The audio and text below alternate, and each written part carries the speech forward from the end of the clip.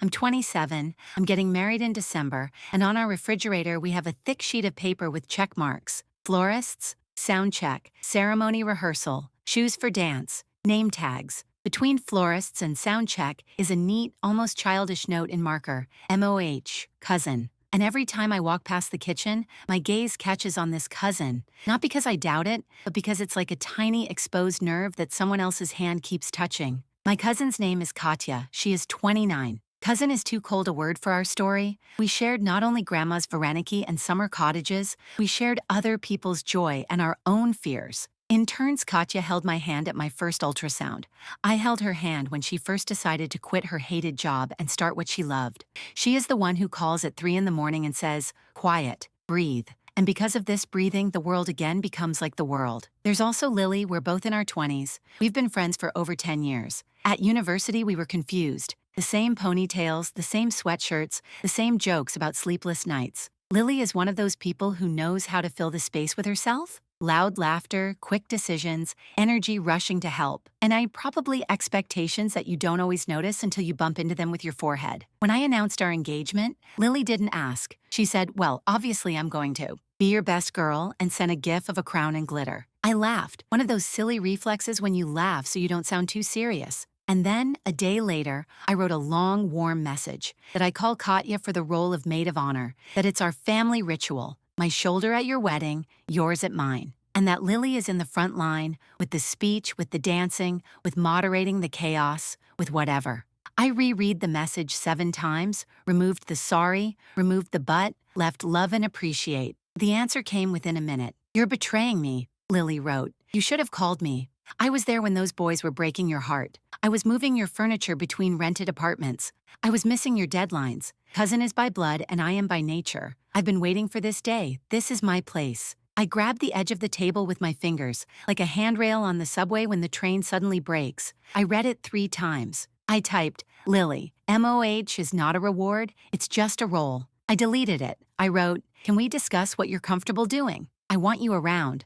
I received in response, "Nothing other than what I'm supposed to do." A couple of hours later, my Instagram feed pushed Lily's story to me. A black background, white letters, smiling at you while they figure out how to use it more conveniently. The next slide, a photo of 2 girls on a bench, their faces covered with emoticons. The caption, "Don't confuse friend and user." I wasn't tagged in these stories, and yet I saw my name in them, written in invisible ink. After that, a cold settled between us, not the kind that runs across our skin, but the kind that's in the room. When you know the window is closed, but there's a draft. Lily answered messages in monosyllables, denied meeting, and left seen without read in the general chat of her girlfriends. A week later, she said out loud what was clear from the stories. "If I'm not your best man, I won't come to the wedding. I can't stand watching someone take my place." I listened and simultaneously rewinded in my head. Our shared breakfasts in retirement, our promises to someday go to Rome together, her hand in mine at the doctor's office. It was strange to discover that all these images had a condition, an invisible note, "Only if you give me the right role." Artem, my fiancé, listened to the story and frowned, as those with a sharp intellect and a soft heart frown. "This is not about you. This is about her." He spoke evenly. "Give her time. Don't raise the flag and don't give up. Let the anger live." Mom said differently. "It's stupid not to lose a friend over this. Talk. Give in. Let there be 2 best women. People do that too." Katya was silent longer than anyone else, and then called and said, "If you want, I'll step aside. I'll be in the front row. I'll carry water. I'll hold a bouquet whenever you want. Just say so. I don't want your day to be about fighting." I stood in the kitchen between the refrigerator with check marks and the phone with 3-way pressure. "Wait. Give in. I'll step aside." And in my head, I chewed a paper napkin, the same endless one on which you write for and against give in. And for the rest of my life, remember that my yes was wet with someone else's ultimatum. Don't give in, and perhaps lose a 10-year friendship. Hold on, and be angry at myself for enduring someone else's insult, like a fragile vase, afraid to drop. We continued planning as brides with a heartache can plan. Dress fitting on Saturday, dessert tasting on Monday, venue inspection the following Thursday. In the studio, I stood on the podium and looked in the mirror, where there were about 6 of me, and all 6 were thinking different things. The dressmaker deftly stuck pins in. Katya sat in a chair and smiled softly, a little tiredly. At that moment, the phone on the table vibrated. A message from Lily, short as a summons. "Give me Katya's address. I need to talk to her." I replied, write to her yourself, then a screenshot. Not found. I sent the number. A couple of hours later, Katya forwarded me the correspondence. Lily wrote long and furiously. If you love her, refuse. It's right. You can see that she's torn. This role is for those who have always been there. You're just a relative, and I'm a shoulder. Katya responded short. I won't refuse not because it's necessary, but because it's her decision and mine too. Lily finished. Then don't be offended, I won't pretend. In the evening, Mom called again. Well, have you sorted it out? Don't push it. Call her first. Invite her for coffee. Let her say what's bothering her. You're like sisters. Like sisters. A painful click inside. Like sisters. When it's convenient. I invited Lily to a conversation, not a contract, not a change. To our old bar on the corner, where the purple light is just right and the cocktails with rosemary are strange but delicious. I wrote, let's do it today? I want to hear you, but you want to hear me too. She answered immediately, I can't today, tomorrow. In the same place where we celebrated your first job at 7. I looked at the calendar. Tomorrow is the tasting, but I moved it. Like you move a chair to get through, I pressed OK. I woke up at night from the vibration of my phone, that same muffled sound, as if a live dragonfly had taken up residence under the bed. Notification, Lily tagged you in her story. Heart 1, 2, 3, as if someone was knocking from inside. I open video. Lily is sitting by the window. The light from the city streaks her face. She is holding the RSVP card from our envelope, the same one with neat embossing and tiny eucalyptus leaves on the edge. She slowly writes decline with a black marker, boldly, so that even a blind person could read. Then the camera moves closer and she says, sometimes, in order not to die in someone else's role, you have to be able to refuse. We choose ourselves, really? Below is a poll. Would you go? Yes, no. And in small letters, tomorrow is the last word. I turn off the screen and sit up in bed. The room is quiet. You can hear Artyom turning over heavily in his sleep. I think about how the last word usually belongs to the host, not the viewer. And also, that tomorrow, if we don't talk everything out, the world won't collapse, but something in me will definitely break. I write to Lily. I'll come and I'm ready to listen, but I'm not ready to bargain myself. I erase, I write. Tomorrow at 7 I'll come, I send. The screen goes dark. A minute later, a new message flashes in the darkness. Okay, come alone, this is important. And a smiley face, not happy and not angry. Just a dot in a circle. I put my phone on the nightstand and realize that for the first time in a long time, I'm not afraid that Lily will leave. I'm afraid that maybe we'll see something in each other that we didn't allow ourselves to notice before. And at that moment, as if on cue, another notification arrives. Katya, are you okay? Lily called me and asked for something strange. I open it. There's one sentence. She wants me to bring my speech to your conversation tomorrow and give it to her. I hear a switch clicking inside, and I understand. Tomorrow will not be coffee. Tomorrow will be a choice. The morning began with heavy air. You know that feeling when the sun seems to be shining, but the room still feels half dark? I was gathering my hair in a ponytail in front of the mirror and couldn't force myself to smile. My head was spinning around that, come alone, and Katya's message about the speech. Artem noticed my condition. He always feels when I get stuck. He came up, hugged me by the shoulders, looked in the mirror with me. Is it worth it for you to worry so much? He asked calmly. It's worth it to put an end to it, I answered. He said nothing, just nodded. A skillful silence is sometimes better than any words. During the day, I worked on autopilot, opened letters from contractors, chose napkins from a catalog, corresponded with a florist. But my thoughts still returned in the evening. I was afraid not to see Lily angry. I was afraid to see her as a stranger. Katya wrote during the day, I'll still go there, but I'll sit nearby. I won't interfere unless you call me. I'll just be nearby. I smiled for the first time that day. Here it is, my family, not requiring space, just ready to be there. At 7 in the evening, I came to the cafe where we once celebrated my first promotion. I remember that back then, we were both wearing the same gray dresses from the mass market, with plastic glasses of Prosecco, and laughing until we cried because the waiter mixed up our orders 3 times in a row. Then it seemed we are one whole. Now Lily was sitting at the same table. Her hair was perfectly styled. Her dress was too formal for a weekday evening. In front of her was a glass of red wine, and on the table next to her was an envelope, white, thick, like from an office. You came, she said. Her voice was even without the usual spark. We agreed, I answered, sitting down. She didn't smile. I thought for a long time. Lily began. You probably think that I'm hysterical because of the title, that I want to shine, but that's not the point. The point is that I was your person, and I saw myself next to you that day, not on the outskirts,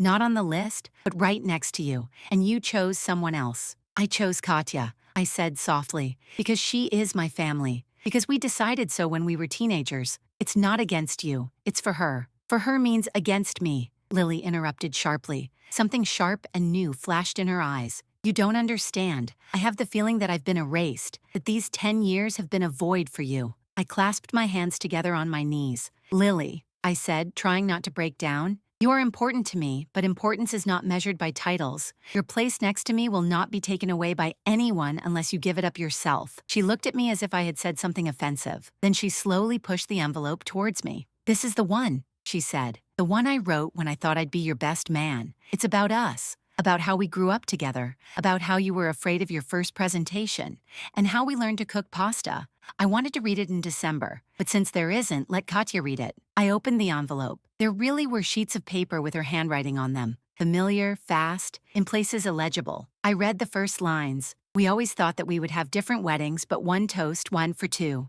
My eyes stung. Lily, I began. No, she interrupted again, but more quietly. This is not for you. This is for me, so that I can let go. Let Katya take it. Let it be an ideal picture. And I won't come. I can't stand it. I felt something very important breaking inside me. It was as if the building we had spent 10 years building had cracked. Not because of the hurricane, but because someone had pulled out a load-bearing beam. So this is the end? I asked bluntly. She looked at me for a long time with some strange regret and said, It's a choice. I choose myself. She stood up, leaving the wine unfinished, and left. I was sitting with this envelope, as if with a shard of a mirror. Katya came up almost immediately. I noticed her silhouette in the reflection of the window. She silently sat down next to me. She gave me a speech, I said. She said, let you read it. Katya looked at the envelope, then at me. I won't, she said firmly. These are her words, her story. I can write my own, but I won't take someone else's. I nodded, and for the first time in days, I cried. Quietly, without sobbing, Katya hugged me by the shoulders,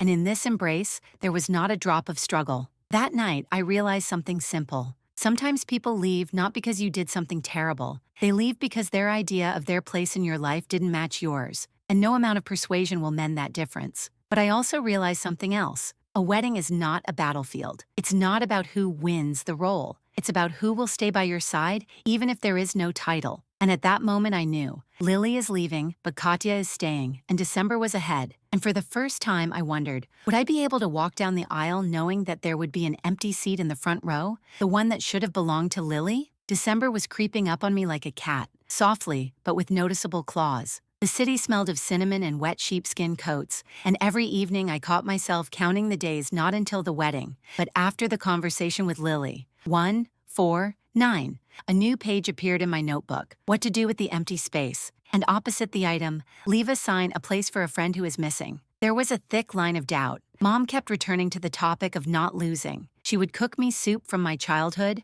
put it on the table, and between salt on the shelf and will you have more? She would insert, call her what's so hard for you. I would take a deep breath and answer the same thing. We talked, I heard she did too. Mom wanted a simple ending, a bow, an apology, a hug against the backdrop of Christmas trees. I saw another knot, tight, like on a kimono. Pull one ribbon and the whole dress will be untied. Katya lived at rehearsals. Her notebook was like a small battle map. Arrows from the makeup artist to artistic calligraphy, crossed out seating options, a list of emergency little things, needles, Band-Aids, white powder, candy sugar. I liked to watch her sit on the floor in my living room, her leg tucked under her, and mark yes, no, as an option with a pencil. She never asked about Lily, not because she didn't care, but because she respected my silence. In the evening, after trying on the veil, Artyom and I sat in the kitchen without any light, only the garland under the windowsill lit up with soft dots. He put a small box in my palm, a rectangle covered with green linen. Inside there was a pin, thin, silver, in the shape of an arrow. This is to hold, he said, and to remember where you're going. Not from anyone, but to someone. An invisible switch clicked in my throat. I mentally thanked that there was a person in my life who could speak simply about complex things and do it no louder than my own silence. I pinned the arrow to the lining of my dress, right at heart level. A week before the wedding, we had the final race, the venue, the sound check, the seating. We arrived at the villa on a frosty morning when the grass crunched underfoot and you could see your breath. The venue coordinator, a man named Mark with a warm smile, led us around the terrace where I had seen the music without sound the day before. Chairs arranged, an empty microphone, an arch with eucalyptus and thin garlands that had not yet been turned on. A live voice works well here, Mark said, leaning slightly towards the wind. But in December, it's better to be on the safe side. If there's snow, we'll move the arch half a meter and put in heat lamps. He smiled. And yes, we can leave one empty space if you decide to. I froze. He couldn't know what wars were going on in my head. He just, like all experienced coordinators, knew that people sometimes want to leave a symbol. I looked at the row of nearest chairs. Somewhere between my mother and aunt, there was an invisible hole. Katya, catching my gaze, shook her head, as if asking, "Are you sure?" I slowly lowered my shoulders. No need for empty spaces. Better to have more people that I love. Mark nodded and made a note on his iPad. One tick, one web minus. That same evening, I received an invitation to a closed group that my girlfriends had made. Surprise for the bride. Everything there was funny and sweet. A video of a childhood friend making faces with a glass. My aunt sending me a photo of me, 5 years old, in a veil made from a curtain. Someone choosing a childhood song for me. I smiled and put hearts, and at some point my fingers froze. In the list of participants, I saw a gray line, "Invited Lily." A cloud of doubt, and for a second, softly but noticeably sat on my shoulder. It's not that I wanted to see her there. I wanted the world not to change so quickly. And then something new pops up.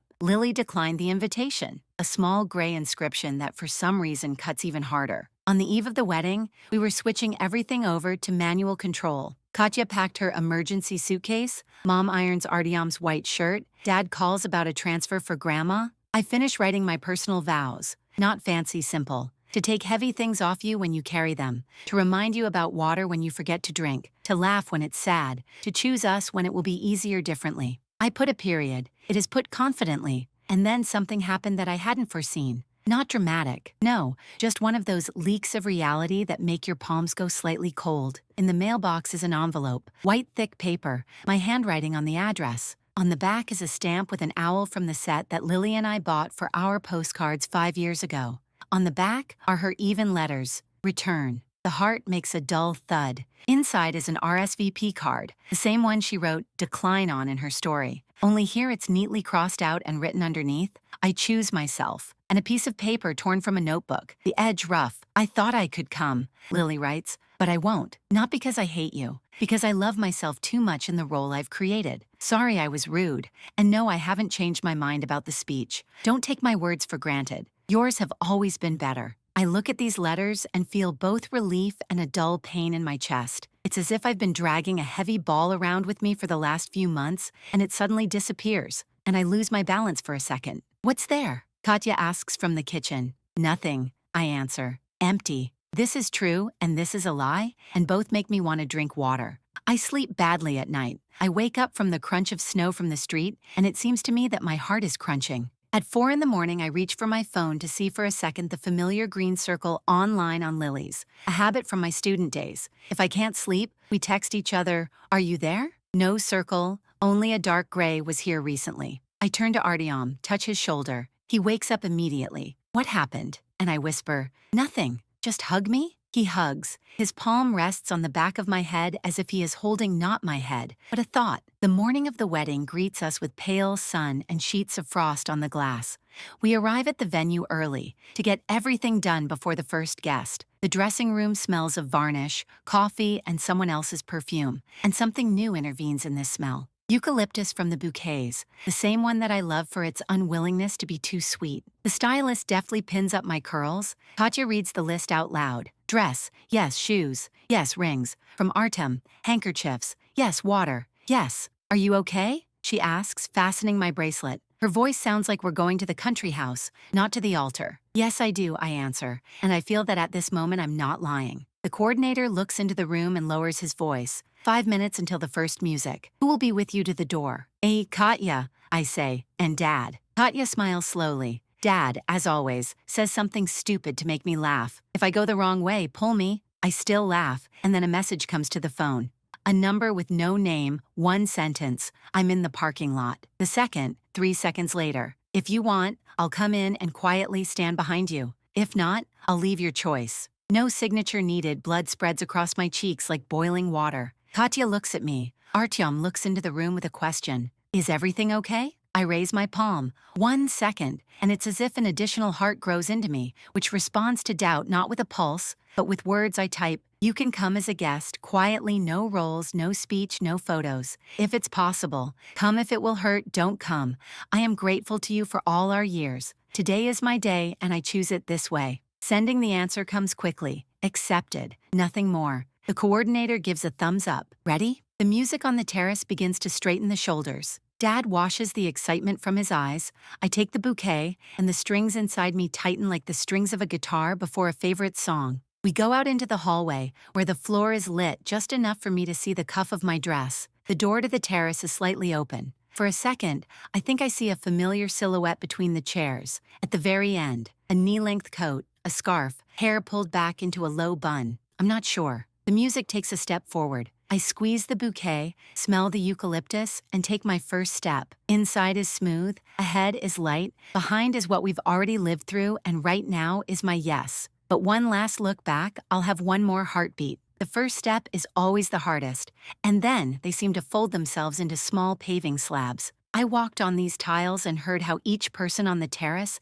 had their own breathing rhythm. Someone began to breathe faster, someone deeper. Mom sniffed right where I smiled at Artyom. Dad squeezed my hand tighter when someone dropped a program in the distance. Katya walked half a step behind, and sometimes I felt how her palm touched the fabric of her dress. She adjusted the train so quietly, as if tuning a bow. I stood in front of Artyom and thought about that arrow pin on the lining, to remind you where you're going. And I walked towards him. Not from Lily, not from my mother's advice, not from someone's expectations. To him, and to myself next to him. In our vows we had a condition. No poetry, just us. We kept our word. He talked about being there when I don't like myself. I talked about choosing us, where it will be more convenient to choose silence. We both said, thank you, more often than I promise. This is important. I have always believed that gratitude is the best glue. When they handed us the rings, the sun, breaking through the clouds, hit the stone exactly. A small, understandable miracle. And at that moment, on the edge of presence, I saw a movement. At the very end of the row, by the column, stood Lily in a dark coat without a hat, with her hands in her pockets. She stood sideways, as if she did not want to enter the frame at all, and looked not at me. At the horizon I saw a profile, familiar to the point of pain, the soft curve of the nose,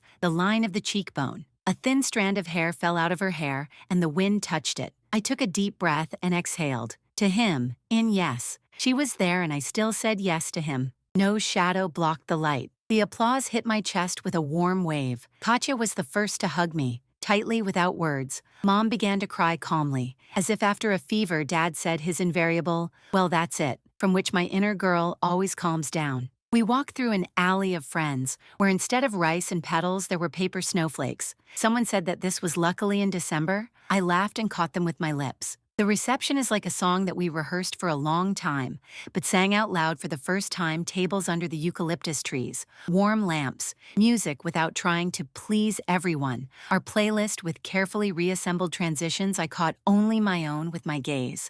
And every time I saw Lily on the edge of the terrace, my heart made one extra beat. She kept her promise. She stood quietly, did not approach, did not try to play a role. She was just there, then she disappeared, and for a few minutes, and I caught myself listening to the space, not her. The toasts began after the first dance. Artyom's father came out and said simply, I'm proud, and take care of her no less than you take care of yourself. Mom said, I always knew. And everyone laughed. It was Katya's turn. She raised her glass and looked at me the way you look at a person you've known for a long time, warmly and without trying to reinvent the word. Her speech was not literary, but honest. I thought I would talk about us from childhood, she began, about 2 dressing gowns with ties, about pies in the closet and secret notebooks. But today I want to talk about something else, about roles. Each of us has a beautiful word that we want to wear on our chest like a brooch. Best friend, Maid, the only one. Sometimes we hold on to words so tightly that we miss people. Today I say this is her day, but all her life she knew how to make a place next to me. For me, for sure. And I believe, for many I ask you, respect not her roles, but her choices. And I raise a glass to the fact that in our life there is more next to than above and instead of. The silence before the applause was short, like a breath. I saw Artyom look at me with admiration and kind envy. What a Katya you have. I smiled. I know. After the toasts, Mark, the coordinator, came up to me with a neat little box. They left this at the reception, he said. They said to give it to me when I had a minute. No signature. In the box was a thin bracelet made of green ribbon with a tiny pearl and a note folded in four. I would wear it on you, but let it be, like an anchor. I was with you for 10 years, not because I dreamed of a title. I just didn't notice how the dream became a habit. Forgive Elle. I touched the pearl. It was warm, as if it was held in my hands. Katya, looking over her shoulder, asked more quietly than usual, "Will you answer?" "Not today," I said. "Today you are my speech." And I hugged her. Somewhere between the second and third dance, I saw Lily at the exit to the terrace. She was standing right at the edge of the light. I approached her, not because I had to, but because I realized I was ready for one short truth. "Hello," I said. "Thank you for coming. It suits you very well." She nodded at Artyom and smiled slightly. "And the dress, too." "I received a note." I showed the bracelet. "Thank you." She nodded. Then she took a deep breath, as if before jumping into the water. She searched for the word, "unfair." "You had to defend your day from me. It's not nice." She glanced sideways at me. "I'm not asking you to go back to the way it was. I know that it doesn't happen. If you ever want, coffee without rolls." Like two people who were once very close, I felt my shoulders relax and my heart, again, become a little more spacious. "Coffee, yes," I said, "but after. Not because I'm taking a break, because now is mine and I want to live it to the end." "Unproven." "That's right," she nodded. "I'm learning that." And she added, laughing slightly, "Now I hate the word title. Can you imagine?" We stood for another second, two women on the edge of a terrace that smelled of eucalyptus in December. I touched her elbow, a gesture we had long forgotten, and she moved away too. And no music was needed at that moment. Later, when the guests were already eating dessert, caramel profiteroles and small tartlets with lemon, my mother came up to me. "I was afraid for you," she said. "I was afraid that you would become angry from all this. But you became calm. Where did this come from?" I looked at my dad. He was laughing with Artyom, gesturing like you tried to sled while standing up when you were a kid. At Katya, she was arguing with the DJ about the order of songs and laughing like a person who has succeeded today. At Lily, she was no longer visible, and she answered, "This is probably what adulthood is. When you love, without a schedule and leave, without a performance and choose." Without explanations for others, Mom nodded and, like in childhood, straightened a strand of my hair that had fallen out. When Artem and I danced the last dance, the garlands seemed like stars that had fallen on the threads. He leaned over and said in my ear, "You are my family." I laughed and answered as I always wanted, "And you are mine." Simple. No ifs, no buts. Later, already at home, I took off my dress and took out the arrow pin from the lining. I put it on the nightstand next to the bracelet from Lily. Two small things that were about the same thing that day, direction and border. The first is about where to go. The second is about where to stop. I sat on the edge of my bed and opened my notebook. I wrote a short afterword to my vows. For myself, not for the public. Roles are words, choices are verbs. Today we didn't change each other's words. We just made our verbs. And if you need an emotional point, here it is. Sometimes love is not inviting everyone onto your stage. Sometimes love is giving someone a free exit and not being afraid to step into the light yourself. The sheet of paper with check marks is still hanging on the fridge. Opposite MOH, cousin, there is now a glitter ball. Katya stuck it there. Next to it is a small green sticker. Coffee with Elle, after the holidays. I don't know what that conversation will be like. Maybe awkward, maybe warm. All the same, it will be different. But one thing will definitely not change. The day I said yes, I didn't say it in a fight or out of spite. I said yes to my yes. And this feeling is the purest thing I've had in all these months. A curtain that you don't want to clap under. You just want to sit for another minute in the semi-darkness, hugging the one you chose.